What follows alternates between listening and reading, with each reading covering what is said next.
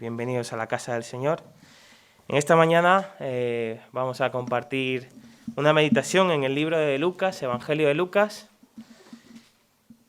No sé por qué cada vez que abro el Evangelio de Lucas me viene la cara de Paco a la mente. Le encantan los historiadores, entonces aquí tenemos a alguien muy bueno. Así que, con permiso de Paco, voy a tocar su libro, el Evangelio de Lucas. Capítulo 10, vamos a estar meditando en los versículos 1 y 2 del capítulo 10. Y permitidme que haga una cosa en esta mañana, ¿vale? Tengo 3 puntos para compartir, intentaré ser breve. En los 2 primeros os voy a hundir. Y en el tercero os voy a levantar, ¿vale? Así que si a medida que voy predicando vas sintiendo un bajón, tranquilo, espera a llegar al final, ¿de acuerdo? Espera a llegar al tercero. Hoy no puedo evitar mi emoción. Hoy estamos asistiendo a la posible incorporación de 6 hermanos a la membresía de esta iglesia. 6 hermanos. Algunos, 3 de ellos, vienen por dar el paso del bautismo, es decir, salen de nuestra iglesia dando el paso de obediencia al Señor, bajando a las aguas del bautismo y se incorporan a la membresía de la iglesia. 3 de ellos también pues, vienen de otras iglesias, vienen de traslado por diferentes circunstancias, pues el Señor en esta etapa de su vida pues les ha traído aquí. Así que podemos estar quizás asistiendo a la incorporación de 6 hermanos a la membresía de esta iglesia. Y a través de la meditación que voy a compartir en esta mañana me gustaría que viéramos la bendición que es el tener nuevos obreros, pero al mismo tiempo que no nos confiemos, sino que veamos la realidad de que seguimos teniendo una necesidad muy grande de obreros, y no hablo solo en esta iglesia, sino a nivel general. Bien, el contexto del pasaje del Evangelio de Lucas, capítulo 10, es que el Señor iba a predicar por todas las ciudades de toda Israel. Bien, en el capítulo 9, versículo 1 y 2, podéis ver que el Señor había encomendado a los 12 discípulos que fueran a predicar y preparar básicamente el camino a aquellas ciudades donde Él iba a predicar. A ellos les da autoridad para sanar enfermos, para echar fuera demonios y les manda la misión de predicar el Evangelio del Reino. Ahora, ¿qué sucede en el capítulo 10? Un poco más de lo mismo. El Señor va a otra ciudad, a otra región, y va a predicar. Ahora, como es una ciudad grande, Él encomienda a algunos de sus discípulos que vayan delante de Él a predicar el Evangelio, que vayan a prepararle el camino. Y en esta ocasión no envía 12, sino que envía 70. Envía 70 discípulos con la misma misión, predicar el Evangelio del Reino. Y en esta mañana me gustaría que pudiéramos responder a por qué necesitamos obreros y sobre todo, cómo conseguirlos. Es decir, ¿qué tenemos que hacer para conseguir más obreros? Para ello te invito a leer conmigo los primeros 2 versículos del Evangelio de Lucas, capítulo 10. Dice así la palabra del Señor. Después de estas cosas, designó el Señor también a otros 70, a quienes envió de 2 en 2 delante de Él a toda ciudad y lugar a donde Él había de ir. Y les decía, las mies a la verdad es mucha, pasaje muy conocido, ¿verdad? Mas los obreros pocos. Por tanto, rogad al Señor de las mies que envíe obreros a sus mies. Veamos en primer lugar por qué hacen falta obreros. Recordad, los primeros 2 puntos nos van a hundir. ¿Vale? Primer punto, ¿por qué necesitamos obreros? Porque las mies son muchas. Es decir, el trabajo que hay que hacer es bastante grande. ¿Y cuál es ese trabajo? Bueno, es en el que todos los hijos de Dios estamos en este mundo, que es la misión de Dios. Esta consiste en que Dios está redimiendo, está rescatando, salvando a la creación. Y yo os pregunto en este momento, cuando veis las noticias, yo sé que muchos ya apagáis la tele porque las noticias son cada vez peores, ¿verdad? Pero cuando escucháis, veis las noticias, ¿pensáis que Dios está cumpliendo esa misión de rescatar, de redimir a la creación? Os pongo un ejemplo muy sencillo. La semana pasada, ciudad de Zamora, un incendio que arrasó 30.000 hectáreas. Es catalogado ya como el incendio más grave de todo este siglo en España. 30.000 hectáreas, un incendio. Cuando veis esa noticia, ¿creéis que Dios está redimiendo la creación? Porque esto es lo que nos dice la sociedad a nosotros, ¿no? ¿Dónde está tu Dios? En medio de un incendio como esto, o en medio de toda la maldad que puede estar habiendo en este mundo. Bueno, la contestación es sencilla, hermanos. Nuestro Dios sigue actuando. Quizás nosotros no vemos o no nos percatamos de cómo lo hace, pero Él está obrando. Él no ha dejado este mundo a sus anchas. Y os voy a decir una cosa. Dios está obrando y quiere obrar principalmente a través de sus hijos. Es decir, a través de ti y a través de mí. Los cristianos somos un freno a la maldad de este mundo. Los cristianos defendemos la verdad, la justicia y el amor. ¿Qué sería de este mundo sin esos tres conceptos? Un mundo sin justicia, un mundo sin verdad, un mundo donde todo vale, que es casi en el que vivimos, por cierto. Pero ahí estamos los cristianos, ahí estamos los hijos de Dios diciendo que todavía hay una justicia, diciendo que no, la verdad no es relativa, hay una verdad. Quizás nuestra interpretación de ella pueda ser más o menos acertada, pero hay una verdad, no hay muchas verdades. Estamos para afirmar que Dios sigue obrando. Fijaos en lo que dice Romanos 8:19, palabras de Pablo. El anhelo ardiente de la creación es el aguardar la manifestación de los hijos de Dios. Es decir, la creación misma quiere que tú y yo podamos brillar porque somos luz del mundo. ¿O no deberíamos de ser los cristianos los más, permitidme la palabra, ecologistas? En el buen sentido. Los que más deberíamos cuidar la creación. Los que más deberíamos proteger la naturaleza. ¿Por qué? Porque es creación de Dios. Y debemos de amarla, cuidarla, porque se nos ha dado esa responsabilidad y la propia creación, todo el mundo, todo el universo está anhelando a que tú y yo podamos brillar, dejar que nuestra luz brille, que podamos, al igual que nosotros, podamos seguir transformando un mundo. Y eso sucederá aunque tú y yo no lo hagamos. Aunque tú y yo miremos para otro lado, ¿sabes qué? Dios va a transformar el mundo cuando Él vuelva. Pero mientras, tú y yo tenemos el trabajo de ser luz, de poder cuidar este mundo, de hacer que la llama del Evangelio pueda incendiar todo. Ahora, todos los cristianos tenemos esa misión de transformar el mundo. ¿Es una misión fácil o difícil? Es difícil, ¿verdad? Vamos a poner números. Móstoles tiene 200... La cifra es del 2018, ¿vale? La cifra es oficial. Móstoles tenía 213.200 y poco mil habitantes, ¿vale? ¿Cuántos cristianos podéis creer que hay en Móstoles? ¿1.000? ¿2.000? Vamos a poner 2.000. ¿Qué son 2.000 cristianos ante todo el resto? ¿Somos muchos? No, somos pocos. Vale, os voy a seguir hundiendo. Vamos a las cifras de España.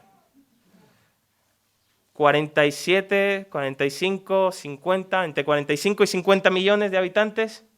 Según la Fundación Pluralismo y Convivencia, hay un 1,8% de creyentes, de cristianos evangélicos en España. 1,8%.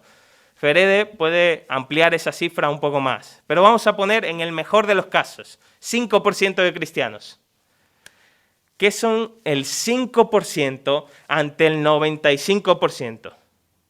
Mira, podemos organizar una marcha a favor de la vida en vez del aborto. Podemos salir, vamos a poner 10.000 personas en Plaza de Sol o donde sea. Se organiza este mundo una contramanifestación a la nuestra en favor del aborto. ¿Sabéis cuántos van a ser? 100.000, 200.000, 1 millón. Entonces ahí tú y yo decimos, wow, la tarea del cristiano en este mundo es bastante amplia, la mies es mucha. ¿Qué somos tan pocos ante tantos? ¿Qué podemos hacer? Así que, en primer lugar, la mies es mucha, es decir, hay mucho trabajo. Jesús ya lo decía en su época a estos discípulos, por eso los encomienda a que vayan a predicar el Evangelio. Así que, primero, la mies es mucha, pero, segundo, los obreros son pocos. Es lo que el Señor dice. Los obreros son pocos. No solamente somos pocos cristianos, sino que a veces esos pocos cristianos no actúan como cristianos. No damos buen testimonio. No defendemos nuestra fe. No la compartimos. Nos acobardamos, como se nos ha dicho en esta mañana. Fijaos, ¿a quién no le gustaría tener esta iglesia llena de personas? ¿Verdad? O que las otras iglesias estuvieran llenas. A todos yo creo que nos encantaría, pero la realidad es que los que creen son pocos. Y no sabemos por qué. Uno de los factores es que quizás compartimos poco nuestra fe. Entonces necesitamos personas que puedan compartir su fe. Y en la iglesia intentamos no solamente que las personas crean, sino capacitar a esas personas para que también puedan compartir su fe en su trabajo, en la universidad, en donde estudian, en su vecindario, en todos los lugares. Pero imaginemos, somos 70 ante una ciudad enorme que tenemos que ir. Y sabéis, el Señor les da a esos 70, yo creo que la misma indicación que les dio a los 12 en el capítulo 9, versículo 1 al 6. ¿Cuáles fueron esas indicaciones? Les dijo, id con el mínimo de equipaje. Es decir, no os entretengáis con las cosas materiales de este mundo. Imaginaos que alguien hoy en día dice, yo quiero ser misionero. Vale, yo voy a ser misionero, pero voy a equiparme con esto, con lo otro. Y al final dices, bueno, yo voy a ser misionero a partir de que tenga una casa. Pues bueno, nunca vas a ser misionero, quizás. La vida del misionero es muy sacrificado. De hecho, aquí tenemos un misionero. Preguntarle a él si es fácil, si es sencillo. A veces te tienes que estar mudando de casa en casa, de lugar en lugar, por amor a la obra de Dios. Bueno, el Señor les dijo a los discípulos, id con el mínimo de equipaje. Pero también les mandó, no os entretengáis con conversaciones superficiales. Es decir, tenéis que hablar, sí, pero tenéis que avanzar. No os quedéis solamente con la misma persona. Les dijo, predicad el evangelio y bendecid a las personas. Y por último, no insistáis con aquellos que no crean, con los que rechazan la predicación. El Señor les da unas indicaciones para que se quiten el polvo de sus zapatos. Eso no significa que no debes de predicar muchas veces a las mismas personas, pero sí que tienes que avanzar, no te quedes solo con la misma persona. Hay otros que necesitan escuchar también. Fijaos que el Señor también envía 70, pero no los envía de manera individual, los envía de 2 en 2. ¿Por qué? Porque en el cristianismo no hay llaneros solitarios. No hay llaneros solitarios. Debemos de estar acompañados, debemos de estar los unos al lado del otro para animarnos. Imagínate que vas a predicar en la calle, que por cierto, tenemos que organizar algún día el predicar fuera, pero imagínate que estás compartiendo el evangelio con alguien y esa persona se pone agresiva. Pues conviene tener a alguien que esté a tu lado para ayudarte, ¿verdad? Entonces es sabio ir de dos en dos. Necesitamos la comunión. La iglesia es necesaria, hermanos. No somos llaneros solitarios. ¿Por qué envió 70 y no envió más? Bueno, hay dos posibles explicaciones rápidas. La primera, en Génesis 10, se nombran 70 naciones. Y probablemente dicen los teólogos que es como si el Señor estuviera enviando un misionero a cada nación. Bueno, es una explicación. La segunda, que yo voy más por ahí, es que en Números 11, 16, el Señor le pide a Moisés que nombre a 70 ancianos o 70 personas del pueblo para que puedan ayudarle con la obra. Y el Señor, hermanos, era Dios. Y el Señor no actuó solo. El Señor hizo discípulos para que esos discípulos hicieran discípulos. Entonces, recordemos, no somos muchos, la tarea es grande, estamos hundidos. Pero ahora viene rápidamente el último punto que nos levanta. Y es que, ¿qué tenemos que hacer para conseguir nuevos obreros? Para conseguir que vengan más personas. ¿Acaso necesitamos irlos a buscar y a contratar personas profesionales que se dediquen a esto? No, el Señor dice, mira, rogad al Señor de las mies que envíe obreros a las mies. Hermanos, no nos olvidemos de que este mundo, por muy depravado que parezca, sigue estando bajo el control de nuestro Dios. No estamos solos. Nosotros no convertimos a nadie. El Señor es el que transforma. Su Espíritu es el que convence de pecado, de justicia y de juicio. Nosotros somos los agentes, sí, pero la obra no depende de nosotros. Cuando tú entiendes esto, entonces puedes darte cuenta de que el Señor está con nosotros. Podemos ser pocos, pero el que va con nosotros es mayor que el que está contra nosotros. Nuestro Dios es grande, hermanos. Recordemos muchas historias. Hay una historia sobre todo donde, no sé si es Elías o Eliseo, creo que era Eliseo y su siervo, que tenían que salir, ¿no? Y ven que el ejército contrario está contra ellos, es un ejército enorme, ¿no? Y su siervo tiene miedo, pero sin embargo, ese siervo no podía ver quién estaba con ellos, ¿no? El Señor estaba con ellos. El Señor era, mirad, si leéis el libro de Josué, el libro de Jueces, todos los libros donde se detallan guerras en la Biblia, quien vencía no era el pueblo de Israel. Siempre vais a ver, han vencido porque su Dios peleaba por ellos. La batalla no es nuestra. Nosotros la luchamos, sí, pero la batalla es del Señor. Recuérdalo, recuérdalo. La batalla es del Señor. Y en esta iglesia hoy podemos estar agradecidos porque hemos orado al Señor, o no es nuestra oración. Señor, trae personas. ¿Estamos orando por ello? Señor, salva personas. Es mi oración, pero no para que esta iglesia se llene, sino para que su reino crezca. Señor, salva personas. Y fijaos en la diferencia de personas que van a agregarse a esta iglesia, porque tenemos una chica que ha crecido en la iglesia, que vio la fe en su abuela, luego en su madre, y ahora ella quiere esa misma fe. Y estamos contentos por ella. Tenemos otra persona que ha visto cómo sus padres trabajan por el Señor y ahora él quiere también servir al Señor. Él también quiere madurar en la fe. Y lo tenemos, hermanos.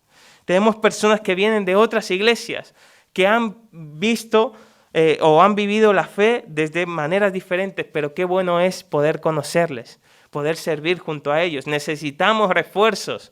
Como Iglesia Evangélica de Móstoles, oremos al Señor por nuestros hijos, por nuestros familiares, por nuestros amigos, por nuestros vecinos, por todo Móstoles, por toda España y finalmente por todo el mundo. Y si el Señor quiere seguir añadiendo a esta iglesia de manera particular, gloria sea su nombre. Y hoy estamos gozosos porque lo ha hecho. 6 personas, hermanos. Yo estoy agradecido y espero que todos vosotros también, porque la batalla no es nuestra. La luchamos, estamos en ella, pero la batalla es del Señor. Y os hago un spoiler. El Señor ya ha vencido. Venció en la cruz. Y eso celebramos. Y por eso podemos estar gozosos. Pues que el Señor nos bendiga, hermanos.